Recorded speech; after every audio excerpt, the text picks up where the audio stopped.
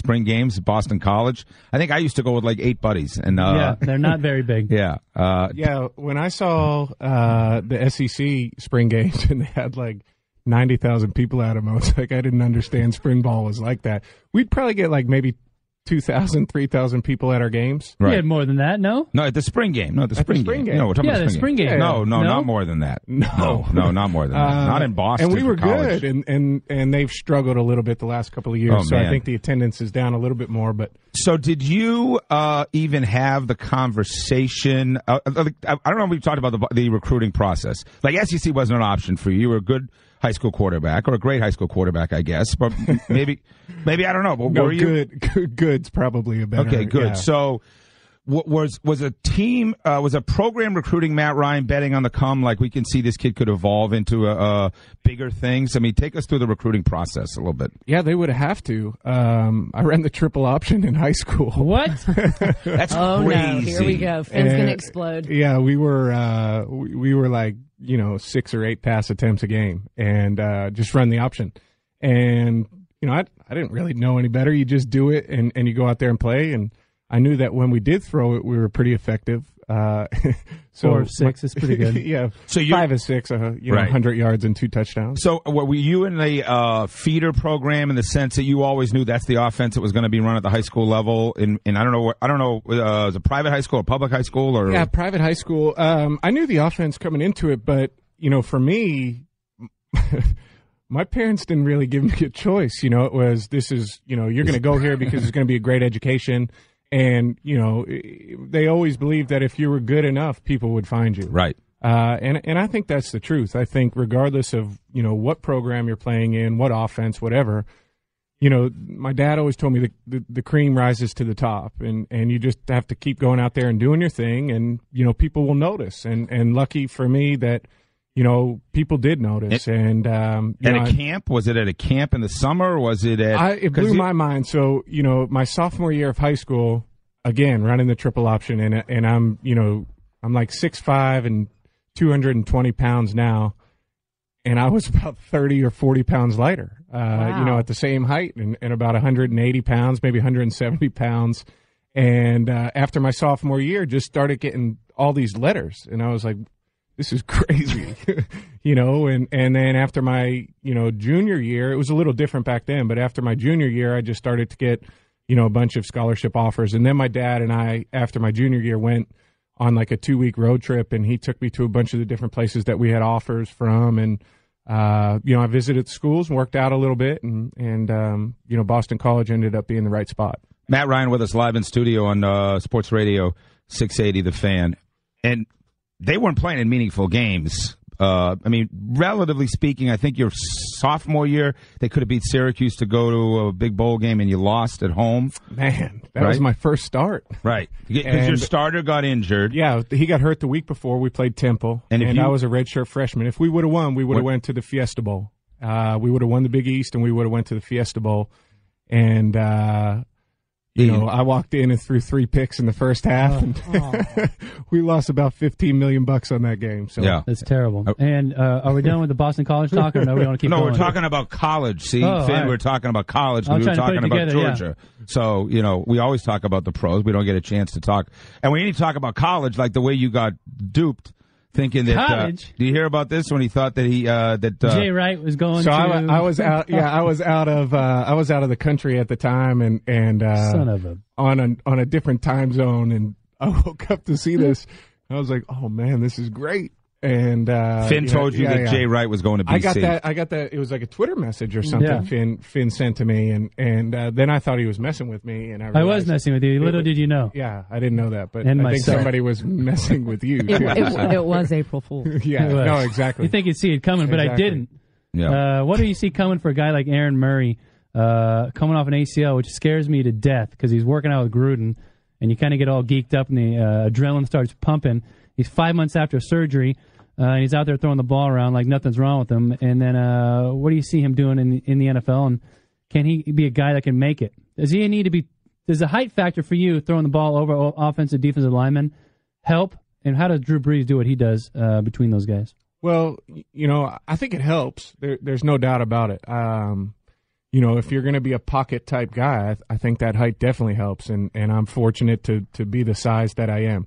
But I don't think it's the only factor that is going to make or break you. And I think Aaron Murray had an awesome college career, fun to watch, really good player, a winner, and I think that was one of the knocks. That you're watching games and everybody kind of knocks him for not having won the game, but this guy made some huge plays in critical situations in big games, and there's a lot of other factors that go into it to coming away with a win, but he made the plays that he needed to make. So for me, I think he's got a great chance to be successful in the NFL, and I think he'll do a good job. Does playing in front of 100,000 people consistently, does that matter that much once you get to the league? I don't think so. I think it doesn't make a difference. Right. In the NFL, you're going to play in front of 70,000 people. You don't know how many people you're playing in front of when you're out there playing. You just play. For me, my very first big stadium game was the Dallas Cowboys. I was a rookie in Seattle, and it was like I walked in that stadium. Nobody was in the seats yet, just a sea of blue seats. And I was like shocked because I had 13,000 at Villanova, and the most we ever played in front of was 18 or 19 at Delaware. It was just that initial moment you get on that big giant field and you look at it, it kind of takes it back. But once you get into it, like you say, you start playing the game, you're like, I'm just on the football field with my buddies. Yeah, exactly. And it's not like most guys. Finn is kind of the exception, and there are more and more guys from smaller schools that are making it. But at the time that you came in, you were one of the few, and but everybody's playing in front of at minimum 60,000 people. Yeah, I mean, and the fact is, it's the old line from Hoosiers where Gene Hackman measures the basket in the court, and it's like, guys, same deal. I mean, at the end of the day, once that first hit or whatever else. The crowd is less of the issue. It's the players you're going against that is the bigger issue. Yeah. Those guys are good. Or the guys protecting you, which needs to always be a factor. So speaking of protecting you, Arthur Blank makes headlines. He sat in your seat 3 days ago, and this stuff ends up all over NFL Network and everything else. And he says the tone for the season, unfortunately, was set in week 1. Here's Arthur Blank's quote. I want to get your reaction. Well, we'll get that in a second. But, by the way, do you hear, watch, listen? I mean, I know it's not your first choice, but sometimes it's unavoidable because people keep bothering you with stuff, right? Hey, did you hear what so-and-so said? Yeah, so this week I was actually traveling Tuesday and Wednesday through the week. So, obviously I get the text messages from the people within our organization just saying, hey, heads up if you get asked or whatever. I mean, that's part of the deal. Sure. They give you a heads up of what's going on. All right, so I understand. I know what he said. And listen, nobody is more passionate about the Atlanta Falcons and cares more about the Atlanta Falcons than Mr. Blank. And as a player, you love to have an owner that is like that. He cares. He's committed. He's willing to do, in my opinion, whatever it takes to win. Well, let me just play it for you, just so you can hear it. So I'm not paraphrasing. Here's Arthur talking about Week 1 against New Orleans. That play really bothered me. It bothered me that none of our players, they all complained, but none of them went to the safety on the Saints and did anything. Not that they would have started a fight, but just kind of put their finger in his chest and saying, that's not acceptable. It was interesting. One of our additions is Scott Pioli, who was our assistant general manager, but was a general manager in New England for 9 years. And Scott said when he was talking to him at dinner one night with Thomas, he said that really bothered him when he watched that game. And that told him a lot about the mentality of a lot of our players. Your thoughts on did it even enter your mind when you're in the middle of an opening game against New Orleans, hey, nobody's got my back? No, from a player's perspective, listen, I was trying to breathe. My gosh. Yeah, how much were you really hurt? So hurt. Not too bad, but I mean, it's you get the wind knocked out of you. Yeah. And when you're in that position, when you can't breathe, you stop thinking about all the other crap that's going on out there, and you're just saying, all right, get some oxygen in my lungs. And so, I didn't think twice about it. We got the 15-yard penalty. We're trying to go down and put points on the board. As a player and as a quarterback, you have to be so focused on executing and doing your job. And so, for me, I didn't worry too much about it. I understand where Arthur's coming from. I understand that he has his opinion, and that's the way that he feels. And I appreciate that from him because, he has my back, and I respect that. But I also understand from the player's perspective, how you play the game. And Smitty all the time, preaches to us, there's a line, and you gotta play on that line, but not over the line, and you got to play smart. And in that situation specifically, a penalty or something like that, when we're in the red zone, we're going down to score points. That can change the outcome of the game. So understand where Arthur is coming from. Appreciate it because he does have my back, and I love that about him. But for me, it's not something that I'm losing sleep about this time of the year. Well, I lost a little sleep. I was sick, and Brian came in. He gets very emotional. Brian gets very... I watched the rest of the game to see if anyone was going to go after him because I felt like if I had a chance to get him at any point in the game, I would have. And you don't want to take a bad penalty and cost your team field position. So there's a fine line there. But we got 2 more games every year with this kid, and he will probably get his before too long. Well, it also feels like with Dahl and Claybo, they knew exactly where the line was, like how late in the pile. You know what I mean? But those guys were really good at that. Sure. I don't know how often they got 15s. I don't think they did. And I'll tell you this. They paid a lot of money in fines, too. They had a handful, but they did it because of the coach that was coaching them up in a big way. It was Mike Malarkey, and was it Boo at that point? So it's one of those things where coaching can rub off on you pretty good. Well, we had Roddy Harrison in here too. He was fired up about it too. He said that just you gotta protect your guy. So and he said great things about you. He's wandering the halls too. All kinds of folks just wander around here. All right, we got to.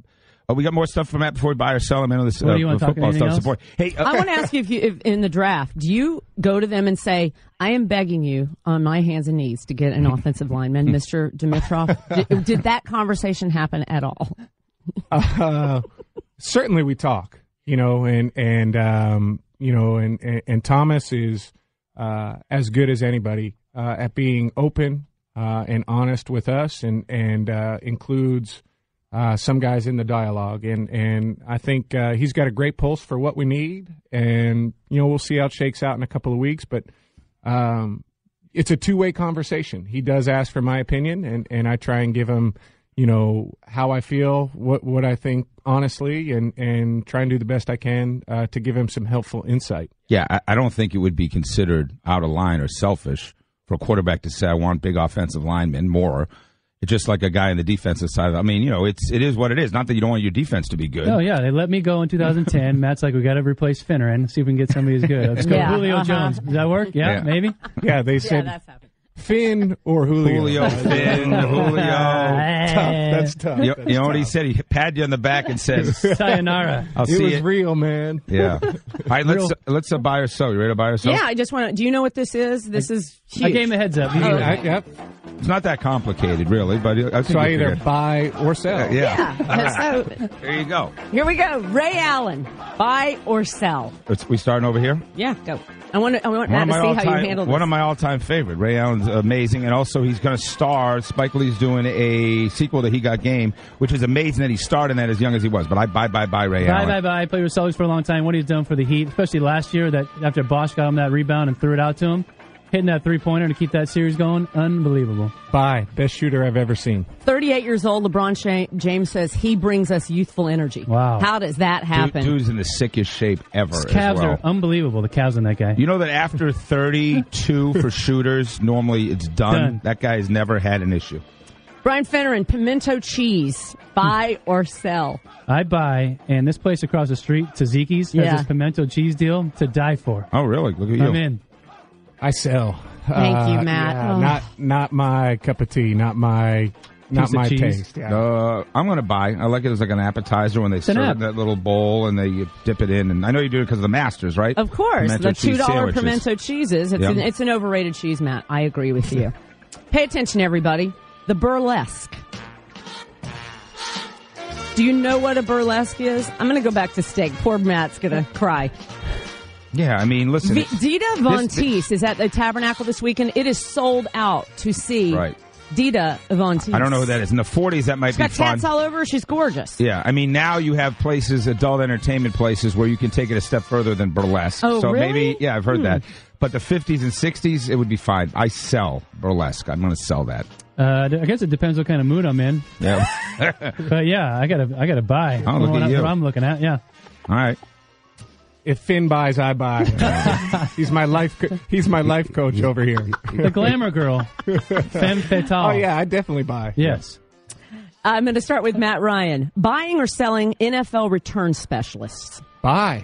Definitely buy. I think special teams are huge. And if you can change field position, if you can give yourself a short field to work with, or if you can put points up, special teams points, I buy. I totally buy. Field position is huge. And if you have a guy that come in there and not only do special team return game, but contribute on as a gunner on some of the phase too, there's no question about it.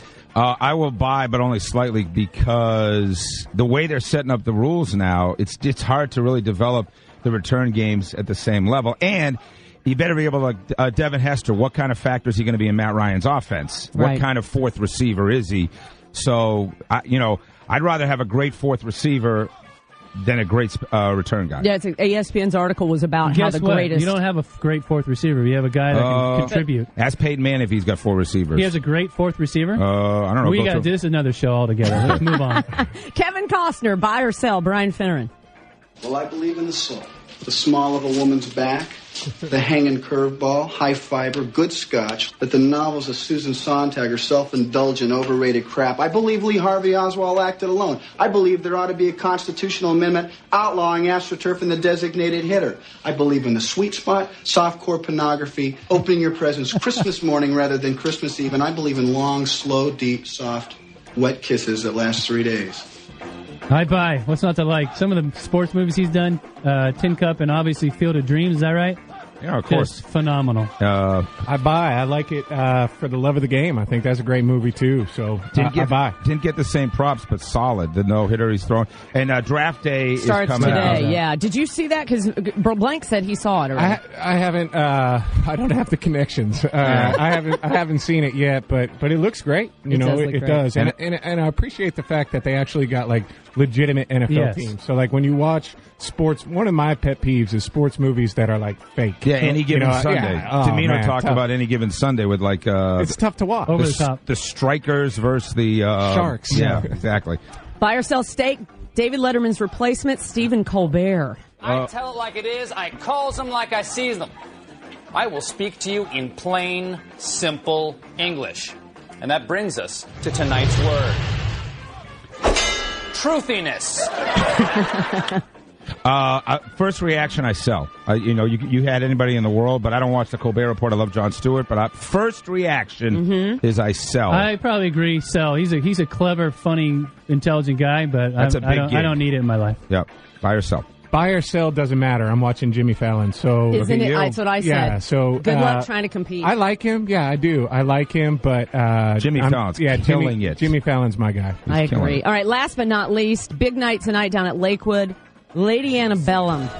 Buy or sell? I'll go first. I buy. I got to party with these guys up at Chateau Elan. They're a fun group. I almost fought the tall kid initially because I bumped into him and he didn't like it. The blonde? Yeah. But then we told him who I was and he realized that was not a good idea on his part. And, and we figured it out. No, a really nice guy and great music. Joe Tough Guy, Brian Finneran. I buy. I like them. I like their music. Simple. Yeah, I almost want to hug Finneran when I hear this, and that says a lot. Yeah, it's a nice little tune. It is true. Kip Moore and the it girl for country music, Casey Musgraves, is opening up for them, so it's going to be a huge night. Just a great weekend in all of Atlanta, and that was buy or sell. Matt, what did you think? Sandra, that's good. Nice work. Once again. Good job, well done. Well done. Hey, by the way, do I get to include a tight end as a fourth receiver? It has to be a fourth receiver. Fourth receiver. Eric Decker, Bebe Thomas, Wes Welker. I think Andre Caldwell. Okay, there you failed. I got to look back though. I'll give you a fourth receiver. Great fourth receiver. I don't know what we're even having this conversation. As a fourth, because he's got to do more than play receivers. You're the fourth receiver. Is my only special point. Teams. Yeah. Listen, stop chastising me. You two guys are just enough already with you two. Seriously, Sandra, you have a nice outfit on for the golf game today. You're doing the golf cart girl, right? Yeah, I'm going to drive them around, and Brian's very excited to just abuse me all day long. Would you ever let me drive you around in the golf cart? Absolutely. Never. Open a beer for me. We're good. All right, here's our Dan Tanner's three strikes. Vegas, we were talking about earlier, season premiere of Atlanta Eats in Vegas this week. What is something you have to do, you and your boys in Vegas? Number one thing, every year you do it. Sports town you root against. Matt's from Philly, so a lot of folks, Philly's on the hit list. And the exercise you hate the most. You know you need to do it, whether you're an NFL athlete or whether you're a big fat 60-year-old guy. What's the one exercise you hate the most? Matt Ryan will answer those questions and more. Final segment of the program, Sports Radio 680 The Fan on FM at 93.7. Love is in the air. Everywhere I look. They even sit like really close to each other. You notice that? They are so bromancing. It's unbelievable. Arthur Blank sat like way over there, and like Matt's almost in his lap. They are real boys. We are out of this completely. I know, it's very, we're like on the outside looking in. Hey, Matt Ryan's here live, Sports Radio 680 The Fan. Brian Finneran, Sandra Golden, Steak Shapiro. Matt Ryan with us as we'll play Dan Tanner's Three Strikes. Here are the questions. Get aboard here and play along with Matt. 404-231-1680. An absolute have-to-do in Vegas. What's the one thing when you go to Vegas, you and your boys or you and your wifey? I mentioned Atlanta Eats season premiere is in Vegas, and we went to Emerald Sports Bar, which is phenomenal. But a lot of guys, we talked about Vegas this morning. Sports town you root against. What's the one sports town you root against?